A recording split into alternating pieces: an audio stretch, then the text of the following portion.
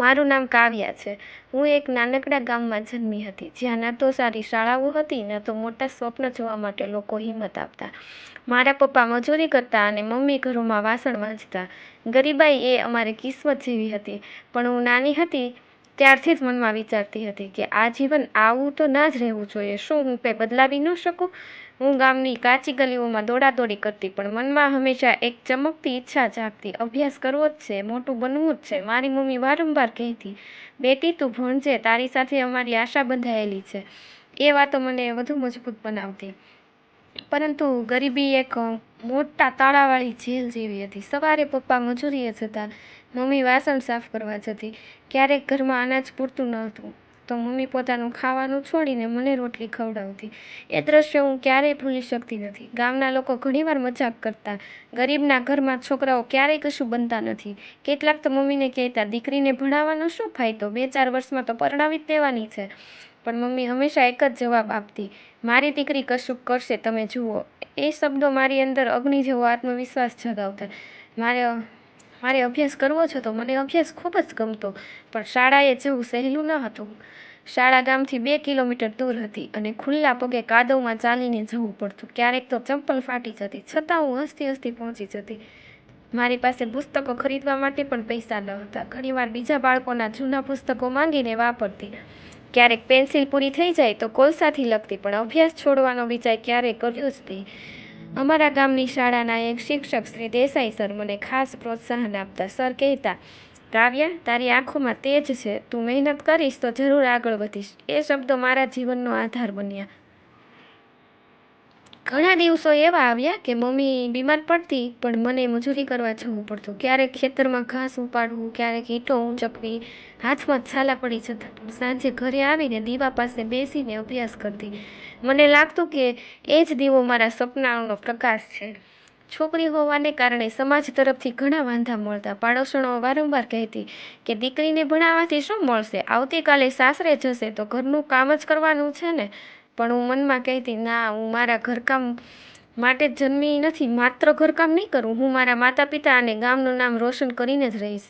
ક્યારેક મિત્રો પણ મજાક કરતા, તારા જેવા ગરીબને કોણ નોકરી આપશે. પણ એ બધું સાંભળીને હું રડવાને બદલે વધુ અભ્યાસ કરતી. હું 10મા ધોરણમાં હતી ત્યારે જિંદગીનો સૌથી મોટો સમય આવ્યો. એ હતો પરીક્ષાનો સમય. એક બાજુ ઘરમાં રોજની કટોકટી, બીજી બાજુ સમગ્ર ગામની નજર મારા પર હતી. લોકો કહેતા, આ છોકરી કંઈ કરી જ નહીં શકે. પણ હું દિવસ રાત અભ્યાસ કરતી. ઘણીવાર રાતનો દીવો બુઝાઈ જાય તો ચાંદનીના પ્રકાશમાં કે બેટરીના ધીમા ટોર્ચમાં વાંચતી. ખાવાનું પૂરતું ન મળતું હોવા છતાં મનમાં એક જ ખ્યાલ કે આ પરીક્ષામાં કંઈક સારું કરવું જ છે. પરિણામના દિવસે મને લાગતું હતું કે હૃદય ધબકારા બંધ થઈ જશે. અને જ્યારે ખબર પડી કે મેં સમગ્ર તાલુકામાં પ્રથમ ક્રમ મેળવ્યો છે, ત્યારે આખું ગામ ચોંકી ગયું. મમ્મીની આંખોમાં ખુશીના આંસુઓ હતા. પપ્પાએ પહેલી વાર મારા ખંભા પર હાથ મૂકીને કહ્યું, તું અમારું ગૌરવ છે કાવ્યા બેટા. 12મા ધોરણમાં વિજ્ઞાન પ્રવાહ રાખ્યો. એ વખતે ફી ચૂકવવી મુશ્કેલ હતી. મમ્મીએ પોતાની બંગડીઓ વેચી નાખી. હું એ બંગડીઓ હાથમાં લઈને રાતભર રડતી રહી, પણ મનમાં વચન લીધું કે આ બલિદાન વ્યર્થ નહીં જવા દઉં.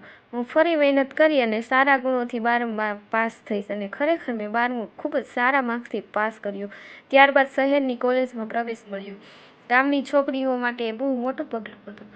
શહેરમાં પહેલી વાર ગઈ ત્યારે બધું અજીબ લાગતું હતું. મોટા મોટા મકાનો, ટ્રાફિક, અંગ્રેજી બોલતા વિદ્યાર્થીઓ. મને લાગતું કે હું અહીં કેવી રીતે ટકીશ. પરંતુ મનમાં માતા પિતાનો ચહેરો યાદ આવ્યો. રોજ સવારે અખબાર વેચતી અને ટ્યુશન કરાવતી, જેથી હોસ્ટેલની અને સ્કૂલની ફી ભરી શકાય. દિવસભર ભાગદોડ પછી પણ અભ્યાસ છોડતી નહોતી. કોલેજમાં કેટલાક મિત્રોએ શરૂઆતમાં મજાક કરી કે ગામડિયાની છોકરી, પણ જ્યારે પરીક્ષામાં હું ટોપ કરતી રહી ત્યારે એ જ લોકો મારી મદદ માંગવા આવ્યા. મારા પરિણામોની ખબર ગામમાં પહોંચી. જે લોકો પહેલાં કહેતા હતા કે દીકરીને ભણાવવું વ્યર્થ છે, તેઓ હવે મારી મમ્મીને અભિનંદન આપવા આવ્યા. ધીમે ધીમે ગામમાં અન્ય દીકરીઓના માતા પિતા પણ પ્રેરાયા. તેઓએ કહ્યું કે કાવ્યા ભણે છે તો અમારી દીકરી પણ ભણશે. આ બદલાવ જોઈને મને સૌથી વધારે આનંદ થયો. મેં એન્જિનિયરિંગ પૂર્ણ કર્યું. અંતિમ વર્ષમાં કેમ્પસ પ્લેસમેન્ટમાં મને એક સારી સરકારી નોકરી મળી ગઈ. એ દિવસે મેં પપ્પાને ફોન કરીને કહ્યું, પપ્પા, હવે તમારે મજૂરી નહીં કરવી પડે. પપ્પાના કંપતા હાથમાં ફોન હતો, પણ અવાજમાં ગૌરવ હતું. કાવ્યા, તે અમારું સપનું પૂર્ણ કર્યું. આજે હું જ્યારે મારી સફર તરફ પાછી નજર નાખું છું ત્યારે સમજું છું કે ગરીબી આપણને રોકી શકતી નથી. જો મનમાં દૃઢ નિશ્ચય હોય, સમાજ શું કહે છે એ મહત્વનું નથી, પરંતુ મહત્વનું એ છે કે આપણે આપણા સપનાઓ માટે કેટલું લડીએ છીએ. હું કાવ્યા એક ગરીબ મજૂરના ઘરેથી ઊભી થઈને આજે એ સ્થાન પર પહોંચી છું જ્યાં લોકો મને ઓળખે છે. મારી જીત માત્ર મારી નથી, એ મારી મમ્મીના બલિદાનની, પપ્પાની મહેનતની અને ગામની દીકરીઓની જીત છે. મને વિશ્વાસ છે કે મારી આ વાત સાંભળીને અનેક દીકરીઓને પોતાના સપનાઓને પાંખ આપશે. જ્યારે મેં પહેલીવાર મારી નોકરીનો ઓફર લેટર હાથમાં લીધો ત્યારે આંખો સામે મારા બાળપણના બધા દ્રશ્યો ફરવા લાગ્યા. કાદવમાંથી ખુલ્લા પગે ચાલીને શાળાએ જવાની સફર, દીવાના આછા પ્રકાશમાં પુસ્તકો વાંચવાની એ રાતો, મમ્મીને આંસુ ભીનો એ ચહેરો, પપ્પાના ઘસાયેલા હાથ, આ બધું યાદ આવતું. તે દિવસે મેં મનમાં નક્કી કર્યું, આ નોકરી માત્ર મારું જીવન બદલવા માટે નથી, પરંતુ મારા જેવા હજારો બાળકો માટે આશાના કિરણો બનવા માટે છે. નોકરી શરૂ કર્યા પછી થોડા મહિના થયા. એક દિવસ હું ગામમાં પરત ગઈ. ગામના લોકો મને જોઈને આશ્ચર્યચકિત થઈ ગયા. પહેલા જેઓ કહેતા હતા કે દીકરીને ભણાવીને શું કામ છે, એ જ લોકો હવે ગર્વથી પોતાના બાળકોને કહેતા થયા કે જો આ કાવ્યા છે, ભણવાથી શું મળે છે તેનું આ જીવંત ઉદાહરણ છે. મારા ગામની છોકરીઓ મારી પાસે આવીને પૂછતી, બેન, અમે પણ ભણવા માંગીએ છીએ, તમે કહો તો અમારા માતા પિતાને સમજાવીએ.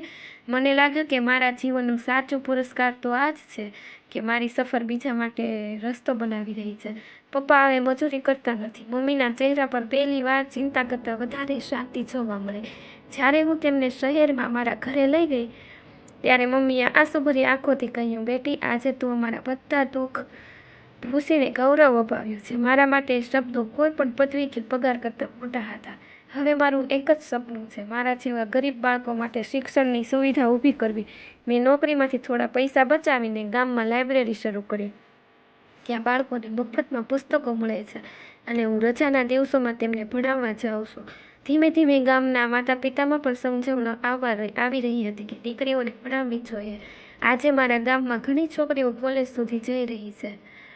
મારા જીવનનો સૌથી મોટો પાઠ એ છે કે ગરીબી, સમાજની મજાક કે અવરોધો, આ બધું માત્ર કસોટી છે. જો હૃદયમાં સપનાનો દીવો પ્રગટેલો હોય તો કોઈ તોફાન એને બુઝાવી શકતું નથી. હું કાવ્યા એક ગરીબ મજૂરના ઘરેથી ઊભી થઈને આજે એ સ્થાન પર છું જ્યાં લોકો મારા નામ સાથે મારા ગામ અને માતા પિતાનું નામ જોડીને ગૌરવ અનુભવે છે. જો તમે ગરીબ છો તો શરમાશો નહીં. જો તમને સમાજ અવગણે તો ડરશો નહીં. યાદ રાખો, સંઘર્ષ એ જ એવી શાળા છે જે તમને સૌથી મોટી શીખ આપે છે. મારું જીવન એ સાબિત કરે છે કે મહેનત, હિંમત અને શિક્ષણથી કોઈ પણ દીકરી દુનિયાને બદલી શકે છે. મારી વિનંતી છે કે તમારા સપનાઓને ક્યારેય ના છોડશો.